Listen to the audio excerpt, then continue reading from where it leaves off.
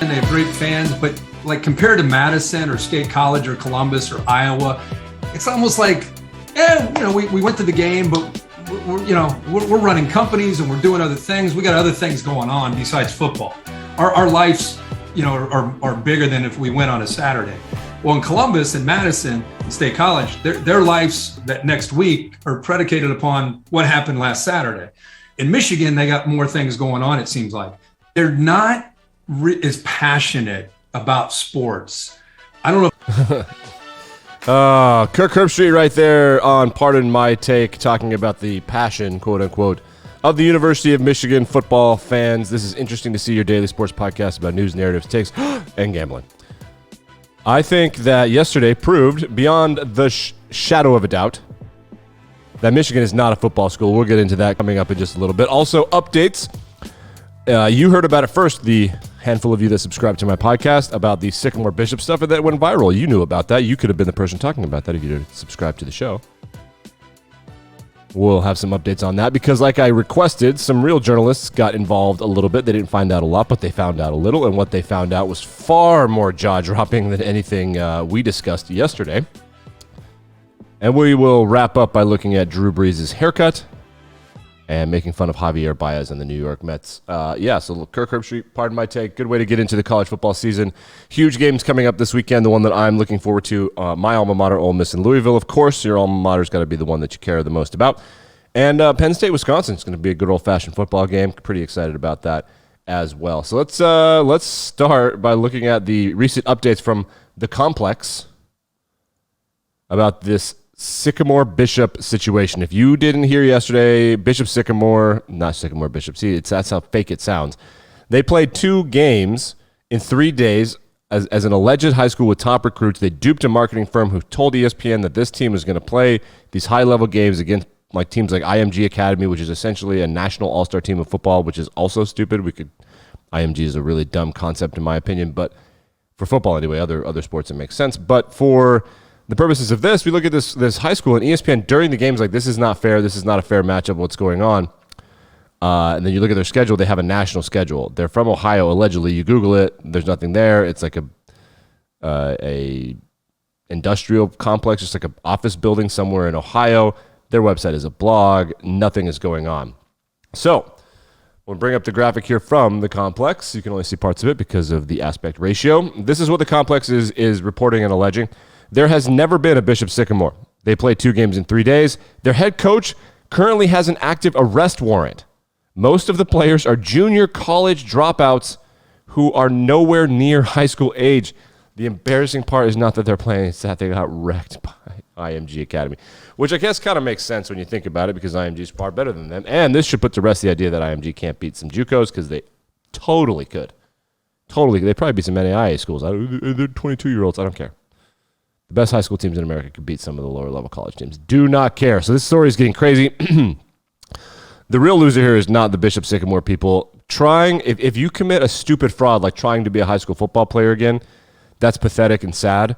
But the real losers here are ESPN. And ESPN as a network is just over and over and over again just making themselves out to look like garbage. What they're doing, the only thing that's successful is they're throwing as much money at the broadcasting of live sports as they possibly can, hoping that people care. It does work. They did get the SEC. I wish CBS hadn't given that up so easily, but they did get the SEC. The NHL is back on ESPN. But man, now what an embarrassment. Like, we apologize. People need to be fired. Like, fired. This is crazy that you didn't vet the high school team. A bunch of bros and a marketing firm's like, we're going to play these guys. And that marketing firm, oh my God. What are you doing? You have Google. It would take 30 seconds to Google this high school and be like, that's not a high school. What the hell is going on here? Everybody has Google. Jobs are not that hard. Oh my God, what an embarrassment. All right, let's go to something funny. I'm going to bring up the clip here if you're not watching on YouTube. Drew Brees had a receding hairline. Now he doesn't. If you thought people weren't going to find that and make fun of him for it, we totally are. He's got a nice little fade here. Look, his hair's back. How did you do that, Drew? Did it just start taking your helmet on and off, and now your hair is all the way back? Everybody made fun of Jason Witten. We're going to make fun of Drew Brees, but it doesn't matter if we make fun of Drew Brees. You should totally just buy into it. If it makes you feel more confident and you're going to be on television, you should do it. But if you change your body like that and you're a professional, anything, we have the right to make fun of you, and we're going to. We're all just jealous that we're not on ESPN. Yesterday was day 1 of cuts in the NFL. Day 2 is today. I think the deadline is 8 a.m. or noon or something like that.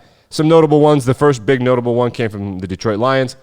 They gave $2 million fully guaranteed to former New York Jets wide receiver Brashad Perryman. A lot of people drafted him in fantasy leagues because he was getting drafted way at the bottom, and they thought this would be good value. Perryman had neither the success on the field nor the effort that kneecap biter Dan Campbell wants. His job was stolen by a very short, very fast wide receiver named Khalif Raymond and rookie Amon-Ra St. Brown. And if I, as a Lions fan, I'll tell you that guy's going to be good. I would draft him in fantasy leagues if I were you. He will get a lot of targets. We'll keep you updated on anything interesting. We didn't cover the preseason over the weekend, so we'll do that quickly here. Jameis Winston officially the starting quarterback of the New Orleans Saints, A, because he's a real quarterback, and B, because Taysom Hill does a lot of other stuff. So why would you let Taysom be the quarterback and lose his special team stuff and his gimmick stuff? Like, what a ridiculous thing. Taysom seems to be handling it okay, but, man, BYU fans really pump up certain BYU players that think they're better than they are. Zach Wilson is a franchise quarterback, it looks like. Taysom Hill is not a quarterback in the NFL. I don't know how else to say that to you. He's not. He's not even close to, like, Jalen Hurts. Like, he's not a quarterback in the National Football League. If he had been the quarterback, it's just Sean Payton showing off. Gardner Minshew was traded to the Philadelphia Eagles, which everyone's like, what's going on? Quarterback factory. Then I heard a take yesterday on a podcast that I'm going to endorse here, which is that they traded for him so that the Cowboys couldn't. And if that's what happened, you love to see it. God. Which is great for the Eagles, by the way, because we can all envision being forced to watch a bad Cowboys team play a bad Eagles team on Sunday Night Football. And Gardner Minshew just absolutely steamrolls the Eagles. So the Eagles got ahead of that one. They have Gardner Minshew instead. And who knows? From content standpoint, if you've ever heard of the thing called WIP and you're not an Eagles fan, I would go to WIP.whatever and I would listen to them argue about Gardner Minshew and Jalen Hurts. If, say, the Eagles find themselves like 2-2 and Jalen Hurts plays crappy in a loss to like the Dolphins or something, then go to WIP.whatever and listen to them talk about Gardner Minshew. It'll be pretty entertaining. Other notes from the preseason, off the top of my head, quarterbacks have been settled. Sort of, the Bears are going to go with Andy Dalton. Everyone in the world is like, why don't I see Justin Fields? Like, he's a rookie. He'll be there. Don't worry about it. Why are you freaking out? They're trying to flip Andy Dalton. He's so cheap. They're trying to flip him. Guys, it's like it's a long season. They're trying to flip Andy Dalton. It's going to be fine. Other interesting notes from the final week of preseason. J.K. Dobbins, of course, got hurt at the end of last week, and the debate of whether or not to play anyone in the preseason is ridiculous. There's literally no reason at all to play a starter ever. There's like, what do you gain? He needs to see live contact. No, he doesn't. No. Every single time a running back takes a handoff, he takes one less handoff in the regular season. Like, think about that. Running backs have a shelf life. They have a shelf life. Todd Gurley was the best running back in football at the age of 19 in Georgia. He's out of the league now. I mean, running backs, it's like, don't come to the game. Don't even dress. God, what a nightmare. We'll update you on any interesting cuts and trades that are going on. A lot of people swapping picks for low-level players. The Texans they signed a bunch of cheap free agents, and now they're trying to flip them for low-level picks. Deshaun Watson apparently doesn't want to go to Philly, which means you are soft, which I don't blame you. It's not for everybody. You got to know what's going on. You can't. It's not about being tough. Actually, the best way to deal with Philly is just to like be super chill, like Nick Foles. Eli Manning, oddly enough, might have done pretty well in Philly because he's just so chill. All right, let's move to Javier Baez and the New York Baseball Mets. So the Mets made some moves at the trade deadline, including acquiring infielder Javier Baez from the Chicago Cubs, who is hilarious because, man, what if the Cubs had Chris Bryant, Javier Baez, and all these guys? Man, they'd probably be pretty good. So Javier Baez, according to this guy on Twitter, let's see if I can pull up the tweet. I'll pull it up just for you guys. There it is. He says Javier Baez in the last 162 games, so almost the last season, 223 strikeouts and 24 walks. That's bad. I mean, I'm not a math guy, but that's bad. So the Mets fans are booing them because it's New York, and they're like Javy, the Yankees fans. Baez said, quote, "We're not machines." Quote, "We're going to struggle 7 times out of 10. No, you're not struggling 7 times out of 10. It just feels bad when I strike out and get booed. It doesn't really get to me. It just feels bad when I get strike out and booed. It doesn't really get to me." He said those things in succession. Wait, what? I'm sorry, I didn't vet this quote. I just feels bad when I strike out and get booed, period. It doesn't really get to me. He continued, but I want to let them know that when we're successful, we're going to do the same thing to let them know how it feels. Hold on. That was a real thing? This guy is a World Series champion. Man, Chicago, you're soft if you didn't boo this guy. That is bananas. So you're going to win, and then you're going to boo the fans in the World Series parade. But it doesn't get to you. It just feels bad. What? Okay, let's just read more Javier Baez quotes. If we win together, then we lose together, and the fans are a really big part of it. In my case, they got to be better. I play for the fans, and I love the fans. But if they're going to do that, they're just putting more pressure on the team, and that's not what we want. Javier Baez, man, I don't want to get political on this, but there's an S word.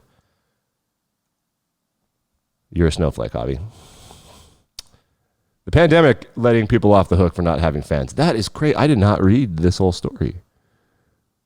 He said that. A lot of people responded, including the owner of the team, who had a statement. I'm not going to read it, but it was just like, hey, the fans are the fans. We know who our daddy is. It's not Javier Baez. It's the fans. We love you guys. He also said,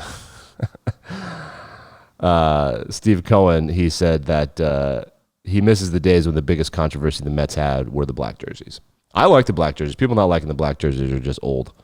They're just old. Everybody needs a change up now and then. And that's going to do it for this episode of Interesting to See. College football starts in earnest, which is a stupid phrase. College football just starts. It starts this week on Thursday. There are like 9 games. A couple of them have big schools, including Ohio State and Minnesota. Preview my favorite games of the weekend, and we will get mad at why there's a game on Sunday night and Monday night. Play the game at noon on Monday. It's Labor Day weekend. One Monday night, I'm a grown man. I want to get up in the morning.